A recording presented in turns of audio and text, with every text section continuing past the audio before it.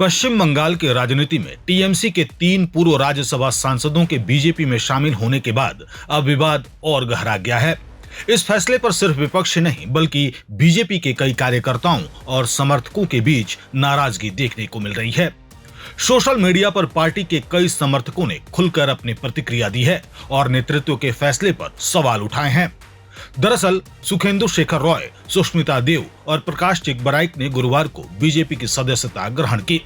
प्रदेश भाजपा अध्यक्ष श्रमिक भट्टाचार्य की मौजूदगी में तीनों नेताओं को पार्टी का झंडा थमाया गया।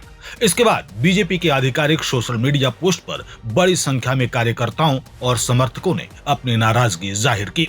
इससे पहले श्रमिक भट्टाचार्य ने फैसले का बचाव करते हुए कहा था कि यह पार्टी की नीति से कोई समझौता नहीं है। उन्होंने कहा कि बीजेपी हमेशा उन लोगों का स्वागत करती है जिन्होंने तृणमूल में रहते हुए भ्रष्टाचार या किसी गलत गतिविधि में हिस्सा नहीं लिया। उनके मुताबिक यह कोई यूटर्न नहीं बल्कि परिस्थितियों के अनुसार लिया गया फैसला है। लेकिन सोशल मीडिया पर कई बीजेपी समर्थकों ने इस तर्क को स्वीकार नहीं किया। एक कार्यकर्ता ने लिखा कि सालों तक जिन नेताओं के खिलाफ पार्टी के कार्यकर्ताओं ने संघर्ष किया, आज उन्हीं को पार्टी में शामिल किया जा रहा है।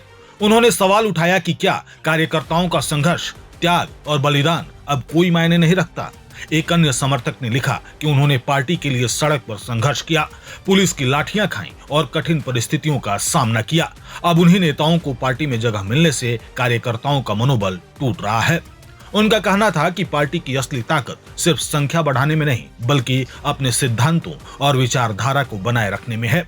कुछ समर्थकों ने यहाँ तक लिखा कि अगर इस तरह के फैसले लगातार होते रहे तो पार्टी को भविष्य में नुकसान उठाना पड़ सकता है। वहीं समाजसेवी सन्मय बंदोपाध्याय ने भी सोशल मीडिया पर लिखा कि आम मतदाता और कार्यकर्ता सब कुछ चुपचाप देख रहे हैं और समय आने पर इसका असर जरूर दिखाई देगा।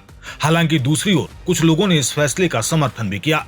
उनका तर्क है कि संसद के दोनों सदनों में महत्वपूर्ण विधेयकों को पारित कराने और संगठन को मजबूत करने के लिए अनुभवी नेताओं का पार्टी में आना रणनीतिक रूप से लाभदायक हो सकता है। उनके अनुसार इसे केवल दल बदल के रूप में नहीं बल्कि व्यापक राजनीतिक रणनीति के हिस्से के रूप में देखा जाना चाहिए।